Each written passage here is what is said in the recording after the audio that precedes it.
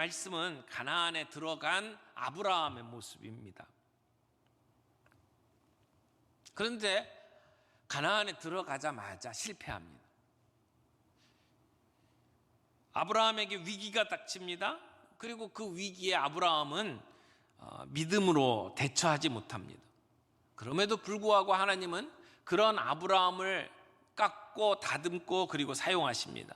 어떻게 보면 하나님은 완벽한 사람, 똑똑한 사람을 불러서 쓰시는 게 아니라 이런 실수 많은 사람, 평범한 사람들을 데려다가 사용하십니다. 왜 이런 실수하는 사람들을 하나님은 사용하십니까?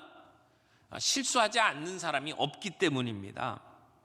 하나님은 실패한 적이 없는 사람을 선택하셔서 요긴하게 쓰는 것이 아니라 실패를 경험한 사람들을 데려다 하나님의 사람으로 만들어 가십니다.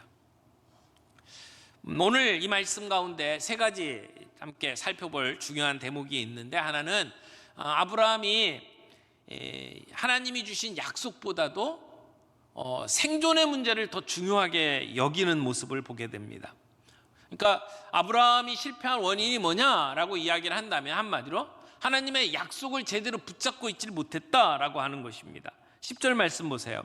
10절 말씀에 보면 가나안 땅에 기근이 들었습니다. 기근이 심하다고 기록되어 있습니다. 하나님께서 가라고 한 땅으로 갔습니다. 그런데 그곳에 기근이 기다리고 있었습니다. 여러분, 가나안 땅은요, 젖과 꿀이 흐르는 땅이라고 이야기를 하니까 굉장히 비옥하고 좋은 땅처럼 생각을 하잖아요. 그런데 아브라함이 갔던 그 가나안 땅, 그 당시의 땅은 물을 저장하는 저수지나 어떤 기술이 전혀 없는 지역입니다. 그러니까 하늘에서 비가 오면 농사가 되고 하늘에서 비가 오지 않으면 농사가 안 됩니다. 우기인 겨울과 봄에 비가 오지 않으면 그 땅은 사막과 같이 변해버립니다. 그러니까 적당한 양의 비가 늘 와야만 농작물이 자랄 수 있는 땅입니다. 근데 왜 하나님께서는 이런 열악한 환경을 선택하시고 그곳을 약속한 땅이라고 말씀하시면서 젖과 꿀이 흐르는 땅이라고 이스라엘 백성들에게 주셨을까요? 어떻게 보면 이스라엘 백성들이 창조주 하나님을 전적으로 의존하면서 살아갈 수 있는 신앙생활에 있어서 가장 훈련이 잘 될 수 있는 땅이 이 가나안이 아니었을까 생각을 합니다. 이 가나안 땅에 흉년이 들게 되면, 그래서 기근이 들게 되면 사람들은 안정적으로 양식을 제공받을 수 있고 주고받고 사고 팔 수 있는 그러한 시장이 형성되어 있는 이집트로 내려가곤 했습니다. 그래서 이집트는, 애굽은 풍요의 땅으로 알려져 있었습니다. 아브라함이 그 땅에 기근이 심하게 드니까 다른 사람들과 똑같이 애굽으로 내려갑니다. 내려간다라고 하는 표현을 썼는데요, 이것은 이제 가나안 땅에서 이제 이집트로 여행을 하게 되면 가나안 쪽은 약간 좀 이렇게 산지대가 있고 그래서 좀 높은 지역이고, 그리고 이집트는 그보다 좀 낮은 쪽에 있어가지고 사람들이 이집트를 갈 때는 내려간다라고 하는 표현을 사용들을 했습니다. 이 애굽에는 나일강이 있었죠. 그래서 풍부한 물이 있었고 그 물을 이용해서 농사를 지었기 때문에 전적으로 하늘에서 내리는 비에 의존해야만 했던 가나안 땅에 비해서는 기근을 그래도 버틸 수 있는 그러한 곳이었습니다. 자, 지금 기근이 드니까 아브라함과 사레가 애굽으로 갑니다. 하나님이 가라고 한 땅에 왔어요. 그래서 문제가 생겼으면 하나님이 약속하셨던 것을 기억하고 하나님께 여쭤봐야 하죠. 하나님이 가라고 했는데 이런 일이 일어났습니다라고 하나님께 물어봐야 될 거 아닙니까? 그런데 아브라함과 사레는 기근이 드니까 다른 사람들과 똑같이 그냥 애굽에 가는 겁니다. 하나님이 약속하신 땅에 갔을 때 첫 번째 부딪힌 문제가 뭡니까? 먹고 사는 문제예요. 먹는 문제에 부딪혔어요. 이스라엘 백성들이 출애굽한 뒤에 광야 생활을 하잖아요. 그들에게 제일 먼저 부딪히는 문제가 뭐였습니까? 먹는 문제였습니다. 광야에 들어오고 2달 되니까 먹을 것 다 떨어져 버렸단 말이에요. 배고파요. 그래서 이스라엘 백성들이 뭐라고 이야기를 합니까? 애굽으로 돌아가야겠다고 이야기를 합니다. 먹을 것이 없다는 거죠. 하나님의 약속을 붙잡고 출애굽했는데도 불구하고 문제가 생기니까 애굽으로 돌아가겠다고 했던 것이 이스라엘 백성입니다. 지금 아브라함과 사레가 마찬가지의 모습을 보여주는 거죠. 너무나도 쉽게 약속의 땅을 떠나고 있습니다. 하나님께 물어보지도 않고 허락받지도 않고 애굽으로 그냥 떠납니다. 약속의 땅을 떠나는 겁니다. 그 얘기는 뭡니까? 하나님의 약속을 아직도 붙들고 있지 못하다는 이야기죠.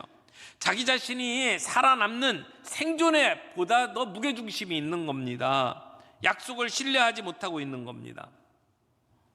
루트는 이러한 아브라함의 모습을 보면서 말씀을 그의 시야에서 사라지게 했다라고 논평을 했어요. 하나님이 주신 말씀이 사라져버리는 거예요. 우리가 신앙의 결단을 내리고 난 직후에 불신앙의 유혹이 찾아옵니다. 아브라함은 약속을 따라서 여기까지 왔습니다. 메소포타미아의 그 좋았던 환경들을 버리고 여기에 온 겁니다. 근데 가나안에 도착하니까 약속의 땅에 기근이 든 겁니다. 그런 위협을 당하게 될 때에 아브라함 다시 그 예전에 자기가 누렸던 제국의 모습을 생각을 하는 거죠. 메소포타미아의 그런 좋았던 환경과 비슷한 환경, 이집트 그 제국의 현실을 고려하기 시작을 하는 겁니다. 여러분, 애굽이라고 하는 대단한 그 제국 아닙니까? 그곳에는 풍부한 물질이 있습니다. 그런 힘과 능력의 땅에 들어가는 아브라함을 생각을 해보세요. 아무것도 없는, 정말 아무런 자원도 가지고 있지 못한 아브라함, 거대한 힘과 조직 앞에 무기력한 하나님의 백성, 이런 모습들에 우리가 봉착하게 되죠. 우리가 믿음을 가지고 살아간다고 하는 우리의 삶을 가만히 돌이켜보면 우리 안에 이런 문제들이 종종 찾아와요. 먹을 것, 입을 것, 또 내가 거주할 수 있는 집의 문제, 이런 시험들이 참 많이 있습니다. 이런 어려움이 우리에게 닥칠 때, 그때 우리의 믿음의 수준이 드러납니다. 내가 지금 약속을 붙들고 살아가는 사람인지 아니면 먹고 사는 문제에 무게중심을 두고 살아가고 있는 사람인지가 드러난다는 것이죠. 오늘 아브라함이 겪고 있는 이 문제는 하나님의 은혜에 의존하여 살지 않고 하나님의 약속을 붙잡지 않고 인간적인 방법으로 살려고 하다가 나타난 문제예요. 우리는 어떻습니까? 우리는 우리의 먹을 것, 입을 것, 살아가야 되는 문제, 오늘 이런 코로나 바이러스와 같은 이런 심각한 그런 건강의 문제들이 우리에게 닥칠 때에 우리는 믿음을 가지고 하나님의 약속을 붙들고 살아가는 사람입니까? 아니면 우리들에게 부딪히는 이 문제에 전전긍긍하면서 살아가고 있습니까?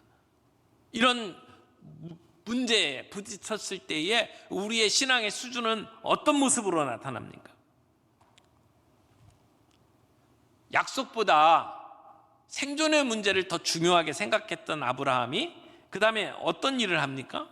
두 번째 문제는 뭐였냐면 하나님보다 사람을 두려워한 아브라함의 모습을 보게 됩니다.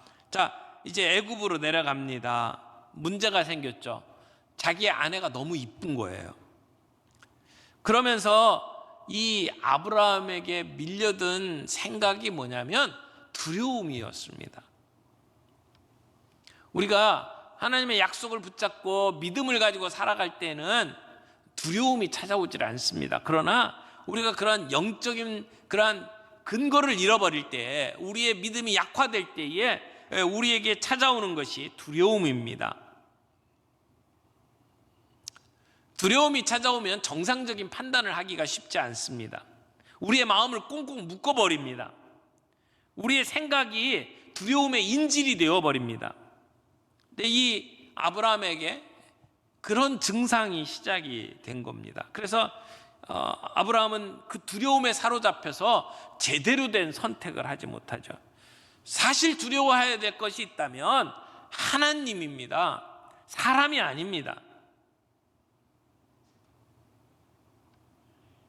여기 11절에 가니까 이렇게 이야기하죠. 그가 애굽 가까이 이르렀을 때에, 이제 애굽의 국경에 다다랐을 때에 마음속에 문제가 생기죠. 사라에게 이렇게 이야기를 합니다. 내가 알기에 그대는 아리따운 여인이라 애굽 사람이 그대를 볼 때에 이르기를 이는 그의 아내라 하여 나는 죽이고 그대는 살리리니. 그러니까 아내가 너무나도 아름답기 때문에 내가 죽기 십상이라는 겁니다. 그래서 인간적인 꾀를 이제 찾아내는 겁니다. 그리고 바로가 그 아름다운 여인 그러면 국으로 데리고 오라고 이야기를 했습니다. 그래서 결국은 바로에게 자기의 아내를 빼앗긴 겁니다. 그리고 16절에 보니까 자기 아내를 누이로 그 바로에게 보낸 뒤에 바로가 선물을 하죠. 그러니까 결혼을 하고 난 다음에 신부의 지참금을 이제 오빠에게 보낸 겁니다. 양, 소, 그리고 나귀, 약대, 엄청난 재산을 받아요. 그러니까 누이의 결혼에 대해서 법적으로 책임이 있는 오라비에게 주는 보상이라고 말할 수 있겠죠. 자, 이걸 받았을 때 아브라함의 마음은 어땠을까요? 이걸 받는 순간에 이제 진짜 아내를 팔아먹은 남편이 되는 거 아닙니까? 아내를 팔아서 지금 엄청난 부를 가지게 되었지만 아브라함은 아내도 잊어버리고 가정을 잃어버린 거예요. 하나님의 약속을 잃어버렸어요. 그를 통해서 이루어질 민족도 사라지는 거예요. 아마 그 선물이 그의 집으로 돌아왔을 때 아브라함은 잠을 잘 수가 없었을 겁니다. 이게 아닌데, 아니 일이 왜 이렇게 되나? 내가 가지고 있었던 계획대로 되는 게 없네. 아마 이렇게 생각을 했을 거예요. 그래서 밤잠을 못 잤을 겁니다. 내일 저 궁으로 들어가서 지금 이 상황에 대한 설명을 할까, 실토를 할까 전전긍긍하면서 그 밤을 보냈을 겁니다. 그런데 그 문제에서 아브라함이 빠져나올 수 있는 길은 뭡니까? 없어요. 자기가 할 수 있는 게 없습니다. 오직 하나님의 직접적인 개입밖에는 그가 헤쳐나올 수 있는 길이 없습니다.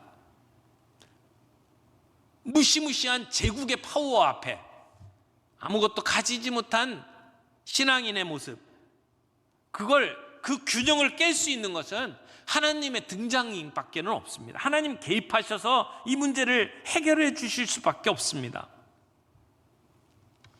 하나님은 지금 하나님의 약속도 잊어버리고 다른 사람들과 똑같이 인간적인 방법으로 인생을 살려고 했던 아브라함 편에 서십니다. 그리고는 하나님은 그 애굽의 왕 바로의 집에 재앙을 내리십니다. 바로를 치셨습니다. 그 재앙이 뭔지 구체적으로 언급이 되지는 않았어요. 근데 여기에 나오는 이 재앙이라고 하는 히브리어 단어가 다른 곳에서는 종종 악성 피부병을 언급하는 단어입니다. 그래서 아마도 그 바로에게 갑자기 악성 피부병이 생기지 않았을까 이렇게 추측을 할 수는 있습니다. 그러나 모릅니다. 하나님이 그 바로를 치시고 그 집에 재앙이 일어난 거죠. 그리고 이 본문에서는 자세한 이야기를 하질 않습니다. 이 재앙이 일어난 것이 누구 때문인지 바로가 어떻게 알았을까요? 자기에게 이런 어려움이 생겼을 때에 이게 하나님이 치신 거다, 이게 저 아브라함 때문이다, 이렇게 어떻게 깨달았을까요? 그러나 본문에서는 그런 내용에 대해서 분명하게 설명을 하고 있지는 않아요. 하나님께서 아브라함에게 주신 약속은 뭡니까? 너는 복이 될지라. 그래서 이 땅의 모든 족속이 너로 말미암아 복을 얻을 것이라 그랬는데, 지금 상황은 어떤 거죠? 아브라함 때문에 다른 사람이 지금 화가 임한 거예요. 재앙이 임했어요. 약속의 말씀하고는 정반대의 상황이 벌어지고 있는 거예요.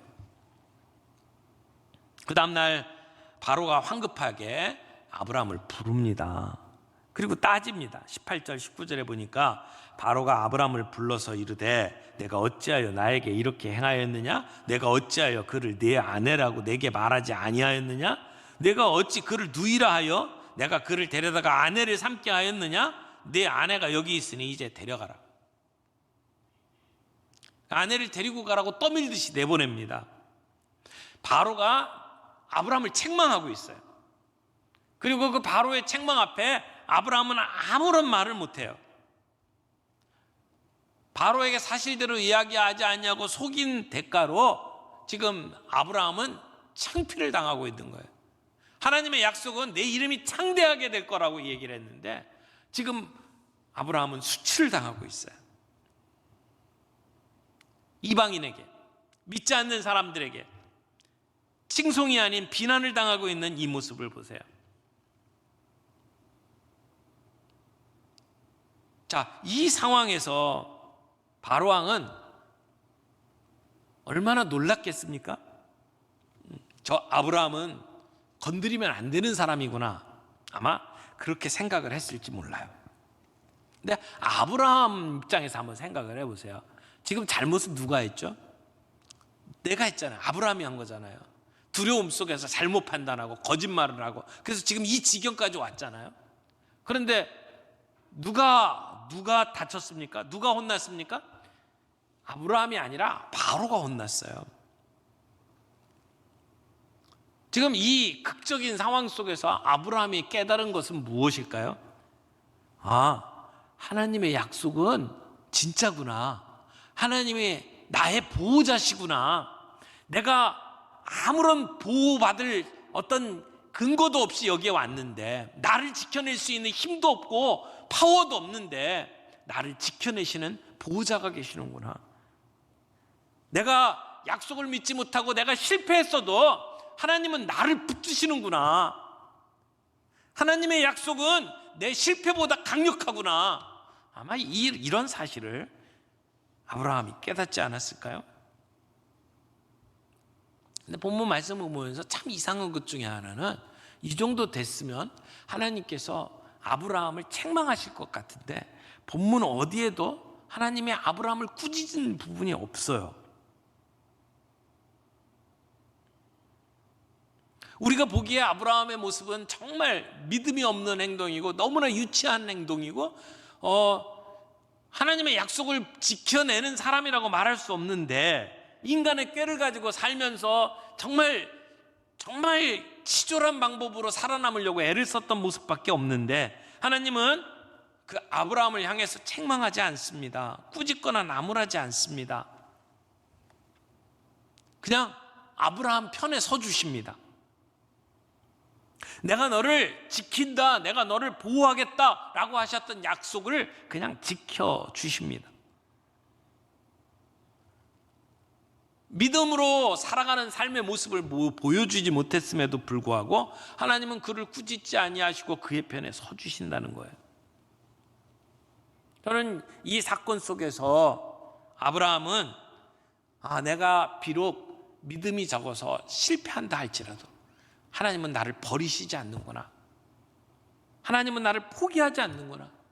내가 넘어지고 자빠져도 하나님은 그 강력한 손으로 나를 다시 일으켜 세워주시는구나 라고 하는 새로운 깨달음, 새로운 믿음에 서게 되지 않았을까 생각을 하게 됩니다.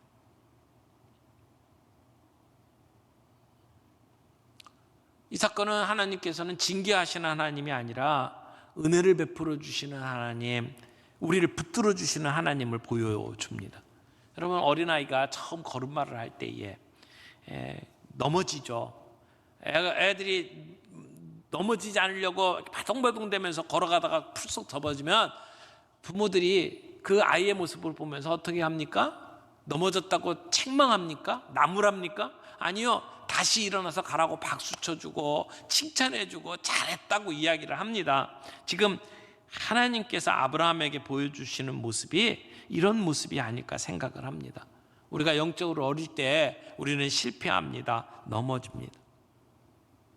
우리가 정말 하나님을 믿겠다고 큰 결심을 했지만 그러나 우리에게 부딪히는 문제 앞에서 우리는 자주 넘어집니다.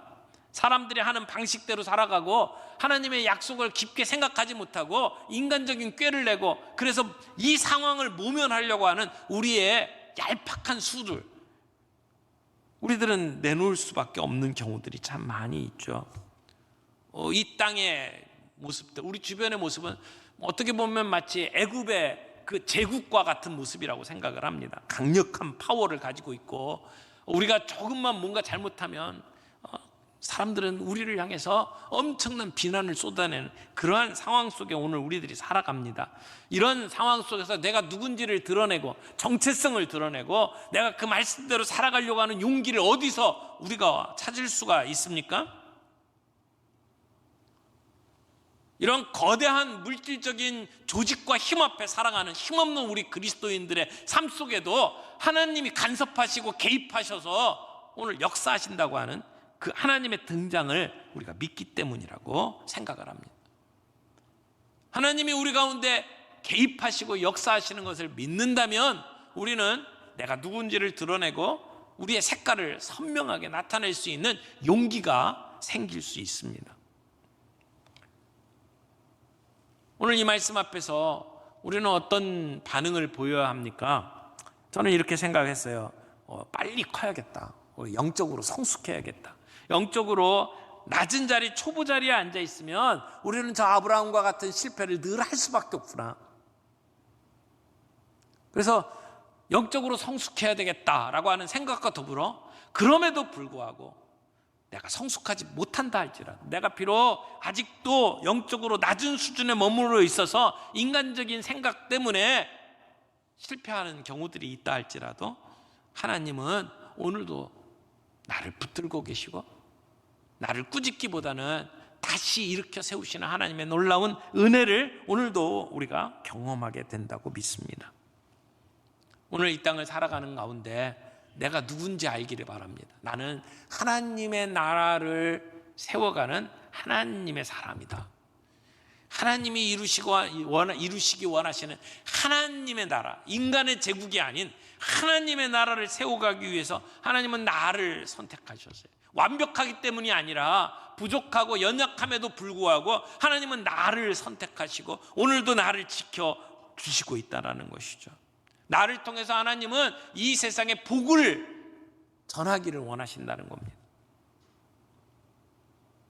나에게 축복하는 자들에게 하나님이 축복하시고 나에게 저주하는 자에게는 하나님도 저주하신다고 말씀을 하시는 그런 놀라운 능력을 가진 자로 하나님이 나를 부르셨다는 것입니다. 그러므로 우리는 나만 복받고 살아가는 사람으로 살아가는 인생이 아닙니다. 하나님으로부터 은혜만 받는 은혜의 수여자가 아니라 우리는 다른 사람에게 은혜를 나누어주는 은혜의 매개자로 부르셨다는 겁니다. 우리는 하나님이 주신 은혜를 저수지처럼 나 혼자서 보관하는 사람이 아니라 수도 파이프처럼 다른 사람들에게 하나님의 은혜를 공급해주는 자로 살아가야 된다는 것을 오늘 본문을 통해서 우리는 보게 됩니다. 여러분, 안 믿는 사람들이 나를 볼 때, 우리를 볼 때 무슨 생각이 먼저 떠오를까요? 나를 보면서 사람들은 어떤 그 생각들을 하게 될까요? 우리 교회, 우리 대림교회 서면 사람들의 머릿속에 떠오르는 생각은 뭘까요? 우리 교회가 하고 있는 일들 많이 있죠. 전도도 하고요. 또 함께 예배도 드리고요. 또 믿는 사람들 간에 아름다운 사랑의 교제도 나누고요.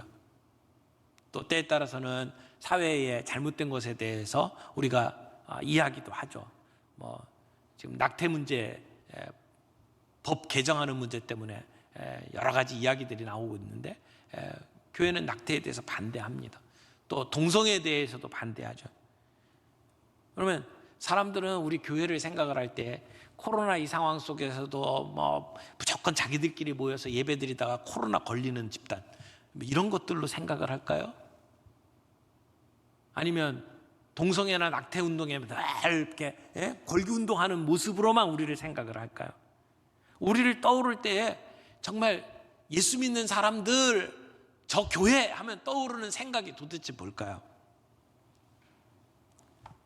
저는 우리가 가지고 있는 신앙의 가장 중요한 단어 중에 하나가 은혜라고 생각을 해요. 우리가 받을 자격이 없는데도 받았어요. 그래서 우리는 다른 사람에게도 그런 사랑과 관용으로 그들을 대할 수밖에 없는 것이 우리의 모습이에요. 그게 은혜예요. 사람들이 우리를 볼 때, 야, 저 사람들 정말 은혜가 있는 사람들이야. 그런 느낌이 떠오를까요? 저 사람들 보면 정말 사랑이 넘쳐. 저 사람들에게는 정말 우리가 저 사람처럼 되고 싶은 매력이 있어. 이런 생각이 떠오를까요? 세상은 지금도 그런 은혜를 갈망하고 있다고 생각을 합니다. 우리가 하나님의 약속을 붙잡고 우리가 살아가는 모습이 사람들에게 그런 아름다운 매력을 보여주고 은혜를 나누어 줄 수 있는 그러한 삶이 되기를 원합니다. 오늘 이 창세기 말씀을 통해서 기근과 같은 어려움이 있을 때 그리스도인은 어떻게 살아야 될까? 거기에 대한 해답을 우리에게 보여주십니다. 하나님은 지금도 우리를 보호하십니다. 지금도 우리 가운데 역사하십니다. 우리 가운데 개입하시고 그리고 하나님의 그 능력의 손으로 우리를 건져주십니다. 실패할 수 있어요. 우리가 자주 넘어질 수 있어요. 그러나 그 자리에 주저앉아서 그냥 넋놓고 있지 말고 우리 주님을 붙잡고 주님이 주신 약속을 생각하면서 다시 일어날 수 있는 은혜가 있기를 바랍니다.